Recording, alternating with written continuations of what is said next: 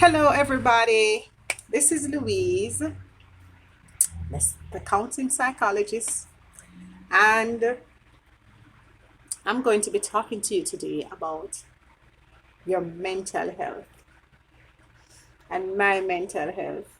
So, there was a time in my life where um, I wasn't dealing with my mental health issue, right? Um, I was going through a really tough time in my life, in my relationship, and I was not dealing with it appropriately. And actually, I was also in helping relationships with others. I was busy helping other people and not dealing with my own mental health. So, this is what happened. I was at an institution, and one of the students came to me and said, Miss, so and so has locked themselves in a room, and it's very serious. You need to come, right? So, having the master key, I went and found the individual, and the individual was in a bad state, right? And I reached out to the person and I said, how can I help you? What is wrong? Um, you know, let me help you. And the person looked at me and said, you cannot help me. You know, I was curious, and I know that as helpers, we cannot help everybody, but I thought that, at least give me a chance to say for myself that I cannot help you. But the person came on forthrightly and said, you cannot help me. And the person was actually self harming themselves. And I said, why do you think I can't help you? The person said to me, you are perfect. You have no cares in this world. And it hit me, like a light came in that day. And although I did get through to the individual and I helped, and what I could not help with, I you know, refer to someone else until the person was on their way to recovery and so on. I never forgot that day that I was going around as if nothing was the matter with me. And it was a wounded person who pointed that out to me. Not in a positive way. The person said to me, you are perfect. You don't have any problems. You cannot relate to me. So I don't know who I'm speaking to today, but you have an experience or you have experiences that can help other people. You are holding back something that can free other individuals because you have gone through it before. You have the wisdom gained from the experience, and you, by shining your own light, you give other people permission to do the same, right? So, what will you do today? Will you continue to hold back like I did that time, right? But from that day, I made a personal pledge that when I am going through, and I'm not saying now that when you're going through, you're going to go out there and behave as if, oh, the whole world is on your shoulder. And as children of God, we should never reach that state of hopelessness, that like we have no care, we have no God, right? And I'm not saying that if you're there, you're not a child of God, because we all have different abilities. And maybe that's not your ability to deal with pressure. So get help. I had resources. I knew a lot of people. I was referring people to other people. So it was for me to take the time to deal with myself instead of masking it and pretending as if nothing was the matter. So that day, that young person was helped, and I was also helped. And every time I think back to that occasion in my life, I really thank the person, for it was like a confrontation, but they didn't know it was. But I confronted myself that day, and I was the better for it. So, woundedness causes us, to respond differently in life.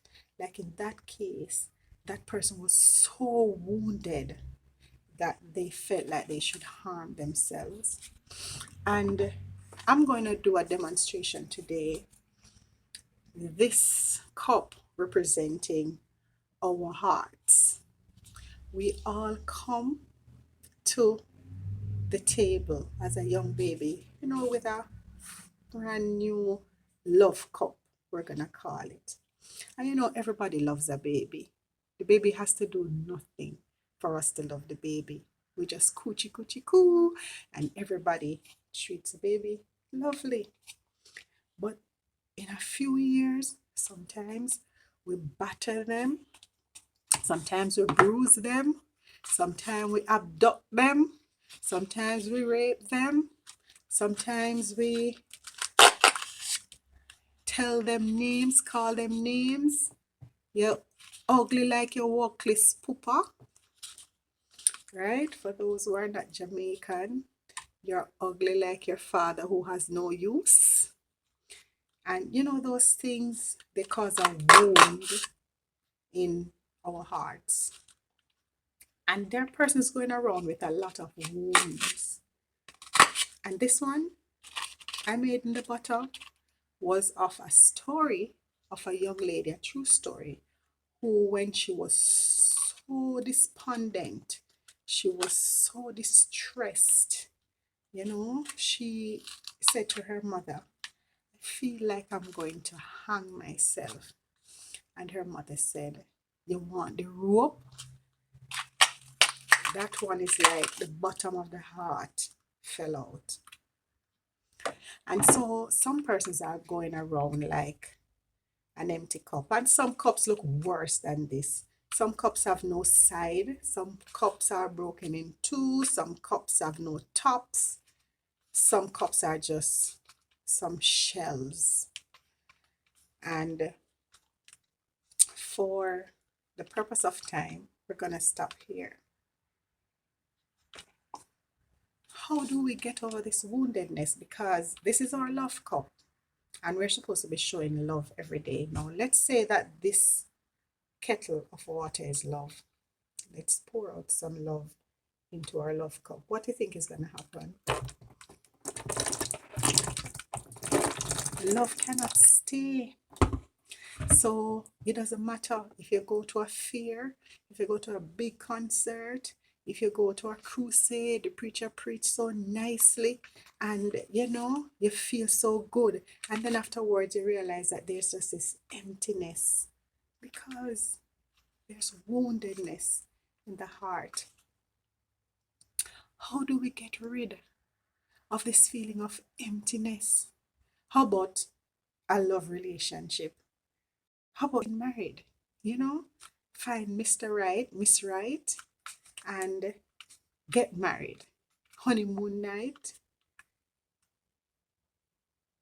You can't, you thought that would be it. You thought that, but you still feel empty.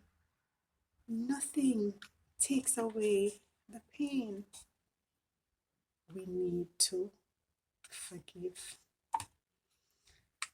we need to forgive ourselves. Some people feel like it was their fault. They feel like they should have done something. They should have screamed a little louder, right? They should have said no a little more, should have said it a little more affirmatively. You said no affirmatively, right? So, whatever it is, it's not a joke though, but the wound is there. How do we get rid of the wound? Forgiveness, self-forgiveness, forgiveness of others who have inflicted the wound. Can you believe it? Even after they crucified the living Lord and they pierced his hands and feet, the last thing he said, before he said, "Into your hands I commend my spirit," he said, "Father, forgive them, for they know not what they have done."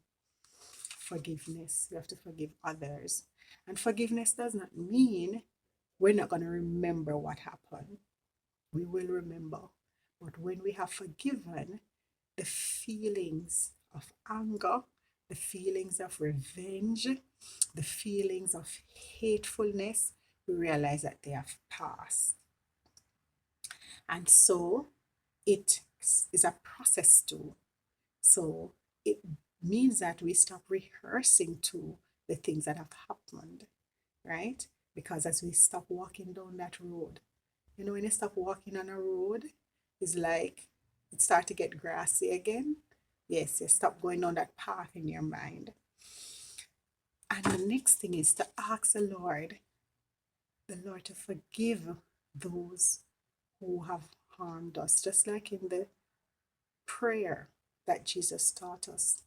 And forgive us our trespasses as we forgive those who trespass against us.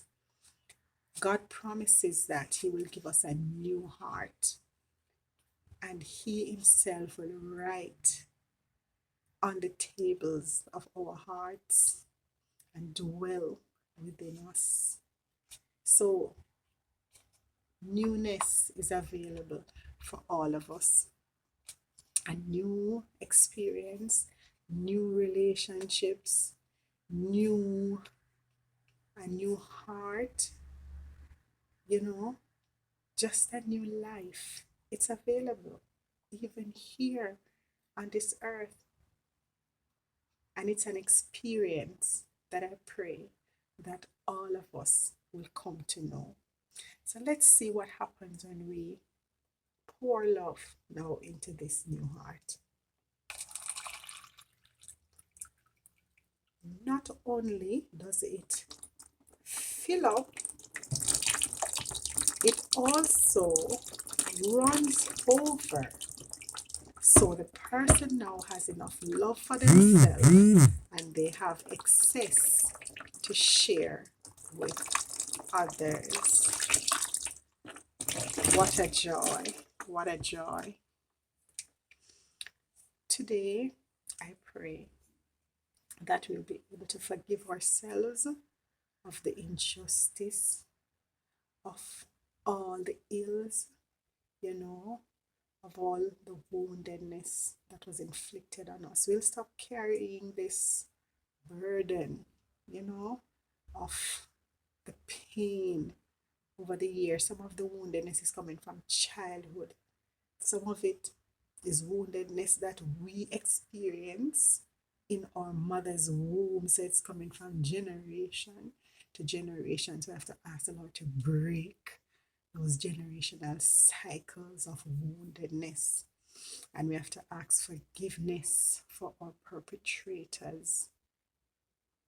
And we have to ask the Lord to give us, in exchange of, the pain, in exchange of the sorrow, in exchange of the betrayal and, everything that woundedness brings, that he'll give us peace, he'll give us forgiveness, he'll give us love, he'll give us hope, he'll give us beauty for ashes, strength for pain, gladness for mourning, and peace for despair. So today, it is my prayer that we be well mentally, physically, socially, just holistically. Be well. Take care of your mental health. And a part of that, a big part of that, is forgiveness and letting go. So you can see the description to my letting go video in the link below. Be safe, be well,